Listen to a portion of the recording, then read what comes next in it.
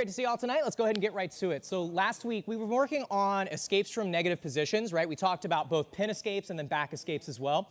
This week, though, we're going to be talking about the best possible way to not get placed into those bad positions, right? So we're going to be working this week on our guard.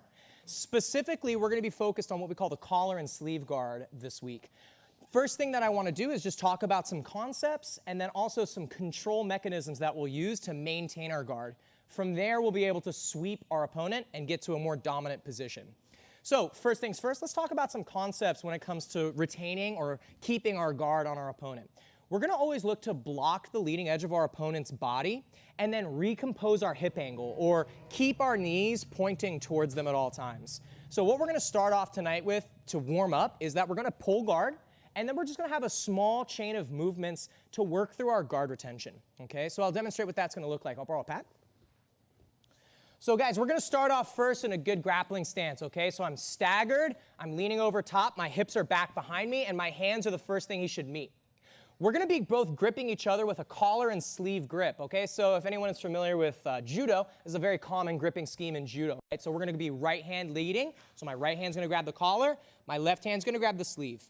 The sleeve grip, guys, can be anywhere along the sleeve. It doesn't have to be exactly at the cuff. It doesn't have to be behind the elbow. It really depends on what you get in the moment and what you're comfortable holding. Notice how we're nice and low, head to head. If I'm standing up tall, this is now a long drop to get to the guard, so I don't want to be standing up too tall. We're nice and low here. Now I'm going to step on his hip to create my initial frame. That way he can't just immediately jump over my legs. So what I'm going to do is I'm going to take the foot on the same side of the sleeve I'm grabbing, and I'm going to frame on their hip. As I frame, I'm going to sit to the mat, and both of my feet will control his hips. So now I'm in the collar and sleeve guard. I want to make sure that my knees are outside of my arms. If I keep my knees on the inside, I'm creating a single giant lever that he can start to roll me with.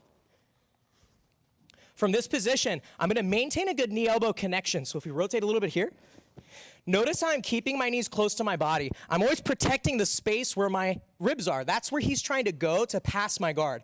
So what I don't want to do, and this is very common for new people, is I don't want to press my opponent away from me like this. Because look how I'm opening up that knee-elbow space. I can also break my own grips by doing that, and now this is obviously a really bad position. I've broken the play here. So what I actually want to do is I want to keep my knee-elbow connection. So I want to keep my knees close to my body here. And I want to actively pull my opponent into my feet. So I'm here. I'm not pressing them away from me. I'm pulling them into my feet. Okay, let's look at this one more time. So we're on our feet. Hips are back. I'm leaning forward. We're going to grip up, collar and sleeve. Okay? From here, whatever hand's holding the sleeve, that's the foot I step with. It's not wrong to step with the other foot. The only consideration you need to think, guys, is if I step with the other foot, he's got a hand that he can use to catch that leg and immediately pass and get on top of me. So if you're faster than they are, go for it, but never try to have a physical attribute battle with your opponent. Always rely on proper mechanical battles. So from here, I'm going to use the foot on the side of the sleeve I'm grabbing. As I step, I'm going to spiral and sit and connect my frames. Again, I'm pulling him into my feet.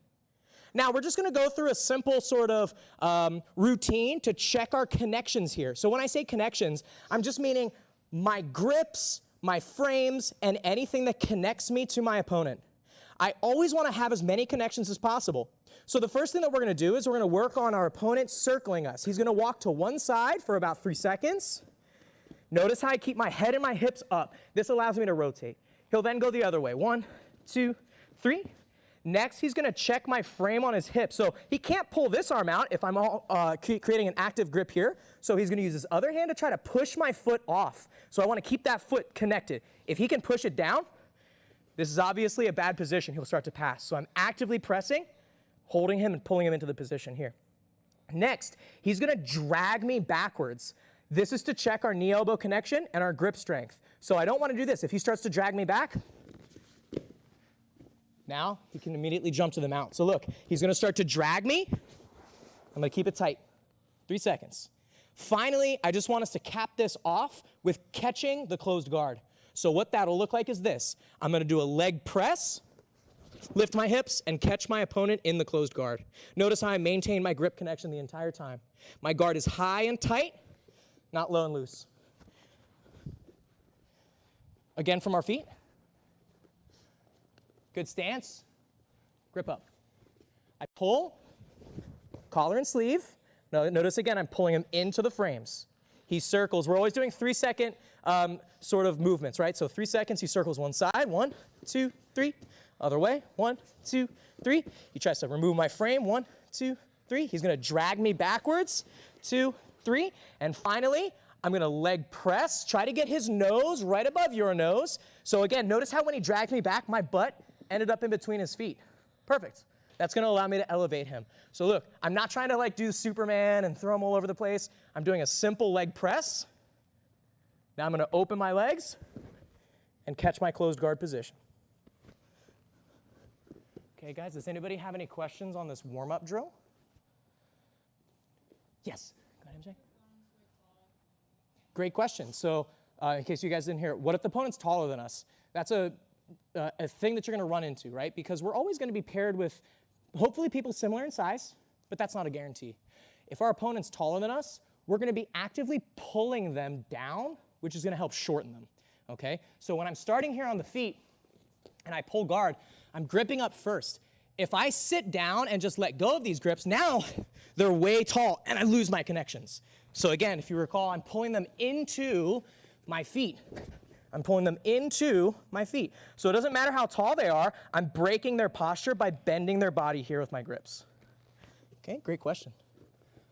Anybody else? We're gonna partner up, find someone similar-ish in size, all right, and then we'll get right to work. Let's go, 1, 2. Does anybody have any questions on the collar and sleeve guard that we've looked at up to this point? Okay, so again, our focus so far has just been on pulling to the position, making connections and maintaining those connections as our opponent tries to just move around and try to strip our grips. Now we're actually going to be attacking using the collar and sleeve guard. One of the most sort of simple to wrap your head around movements is that leg press. The leg press, for those of you who are unfamiliar, the leg press is the most powerful lift a human being can do. So if you think about a weightlifter, right, the most powerful thing, the thing that they can lift the most amount of weight with is a leg press, where you're laying on your back and you press something away using your legs. With that mechanic, we can utilize what's called an overhead sweep to come up on top of our partner. Now, I'll demonstrate the overhead sweep slowly, and then we'll break it down. Let's check it out.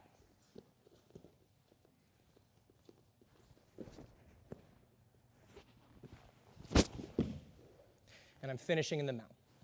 So let's look here first at how we're going to make a small adjustment to allow us to attack that overhead sweep.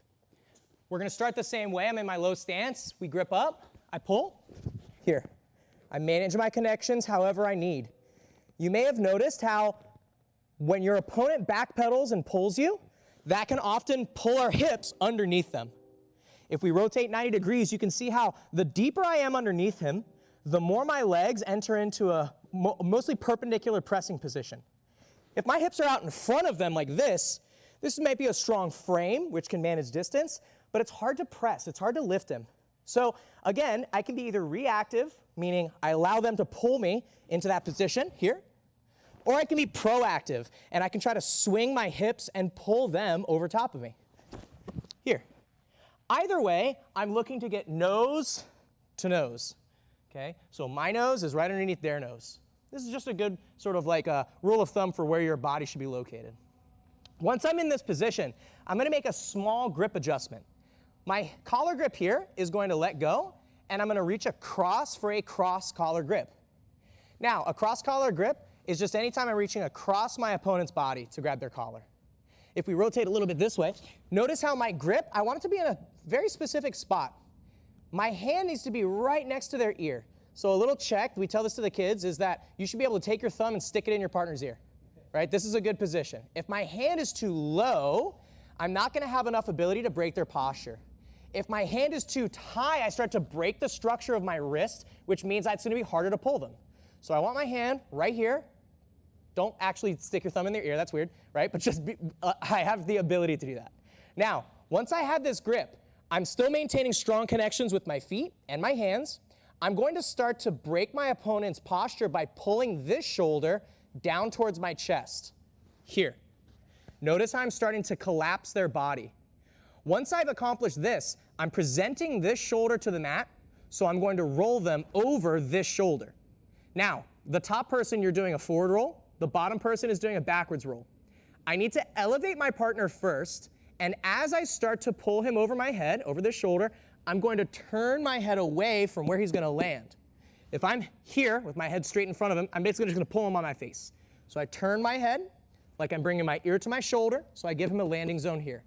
Now, a lot of people, when they see this, it looks kind of crazy, it looks a little scary. This is a very simple movement. Okay, I'm going to show it solo in a moment, but all I'm doing is a leg press and a backwards roll. Notice I'm maintaining the connection with my feet to ride him all the way up to the mount position. I don't let go of these grips, guys. These grips will allow me to continue my attack chain, which we'll do after this. Now, just a quick note on safety precautions. The top person is doing a forward roll, okay? So all that means is my opponent's pulled me into that collar and sleeve guard. I have my good posture. Okay, I shouldn't be like this when someone's playing guard, right? My shoulders are back. When my opponent starts to pull my shoulder to the mat, all I'm going to do is tuck my head, like I'm trying to look behind my legs, and that shoulder that's being presented to the mat is going to be the thing that I roll over. I'm not turning and looking at that shoulder. I'm going to hurt my neck, so I look away. I roll over, and I'll just flop on my back. From the bottom perspective, we're doing a backwards roll. For the backwards roll, I'm playing guard here. I turn my head to give them the landing zone. As I press them over, their weight helps to pull you. So if you have trouble doing a backwards roll just solo, that's actually okay, because when we do this, their weight adds momentum to your movement. So as I push them, I'm going to roll over the same shoulder and come up to a kneeling position in the mount. Now, slow. I don't want you to rush and try to throw them through the sky, okay? Take your time. This should be like a cooperative movement at the start, and then you're first learning this one. Another safety tip for the top person: don't try to catch yourself. All right, this is important, obviously, for when we go live, but even when you're training, don't try to stick your hands out and catch yourself right now, because catching yourself is going to be far more dangerous for you than just accepting the fall and trying to stay safe with your roll. A little rule of thumb is, if your feet have left the ground, focus on a safe landing. Don't try to focus on going crazy and trying to catch yourself to stay on top. Once your feet have left the ground, just focus on landing safely. Okay, let's see this again from a different perspective. Good stances, grip up, I pull. Again, you can start with that cross collar grip, guys. So if we're here on the feet, if I can get the cross collar grip right from the beginning, sweet, go for it. But understand that this is a threatening grip.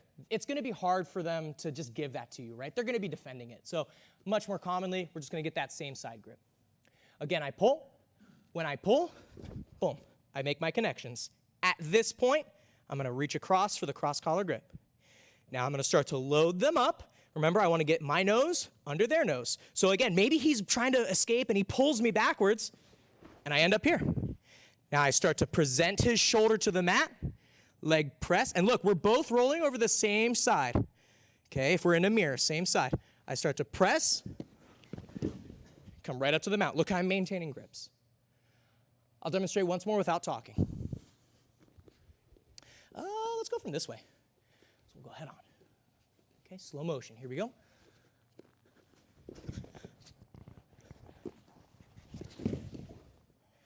Finishing in the mount.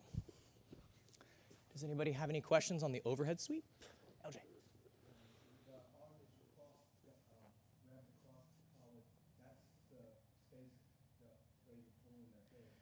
Right, so when I reach across here, I'm grabbing on the shoulder that I'm trying to present to the floor. Okay. If I grab with the same collar, that's why we're switching the grip, guys. If I grab same side, I can't really, I'm holding opposite corners. I can't really present either shoulder to the mat effectively. So I'm doubling up on one side of his body so I can present that shoulder to the floor. Great question. Okay, go slow. Top person. Low stance, ready to roll. Bottom person, good extension, over your shoulder, not over your neck. Let's go, 1, 2. Now, don't worry, I'm gonna give you guys another round of practice that. We're just gonna add a little something on the end to it if you feel comfortable attacking this. But just a couple of things. As I was walking around, I was seeing some common mistakes. And almost always the main issue was our head placement in relation to the trajectory we're trying to launch them over with. Okay, so here's what I mean. I'll just start in collar and sleeve.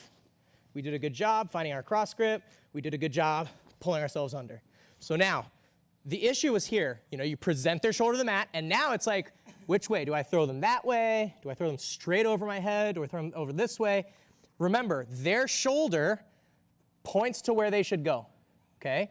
So if I'm pulling their shoulder down, look, it's pointing to this side. So my head moves away from that side, and that's the direction I take them. If we think about the mechanics of sweeps, whenever I'm sweeping somebody, our main concept is that I'm going to look to access a lever on their body and then shift their center of gravity. Here, I'm controlling their arm, and I'm controlling the lever on their spine, and that starts to break their posture. If I try to press him the other way, look what Coach Seth has already done instinctively. He's posted his hand out. I'm not going to be able to take him that way because I'm not controlling the lever on that side. So again, when I break their posture here, I already have lever control on this side. So my head goes away from that position, and I'm looking that way. Okay, this is going to keep me safe as I roll. Now I start to leg press, and I take him that way. It's not, contrary to the name, it's not literally over your own head because your spine doesn't bend like that. Okay, I'm taking them over shoulder, essentially. So I turn and look, press, follow up. Now, let's rotate. Let's finish up here with just a simple armbar, okay? So look, I came to the top position with the same collar and sleeve grip. What I'm going to do now is I'm going to maintain the broken structure I've created on their arm, pulling their elbow away from their body, and I'm going to start to fill that space with my knee. So I'm pulling his elbow away from his body. I fill that space with my knee. I keep both grips strong. I don't need to let go of anything right now. I'm now going to start to turn and face the other side of his body and sit on my partner. My butt is on his body. You can go S-mount if you know this one. Otherwise, you can just keep your foot on the floor. Okay? S-mount is always going to be more powerful, though. So I'm wrapping my leg around him. Now from here, I step over first, then I sit, and immediately I'm claiming the wrist. Fall back, I go 2-on-1. Okay? Extension, create your pinch, and then look for your finish. Okay? I'll show that again slowly. Let's go from the top side here. Okay? I'll go from this position. So we'll be on our feet. Okay, guys, so again, we're in a low stance. I pull, switch the grip, overhead, come up on top. Slide the knee up, sit heavy on your partner's chest. Don't sit down until your leg has gone over their head. Then we come here, slide it up, and slow for the finish. Okay, I'll show the whole thing one more time without talking. Let's go this way.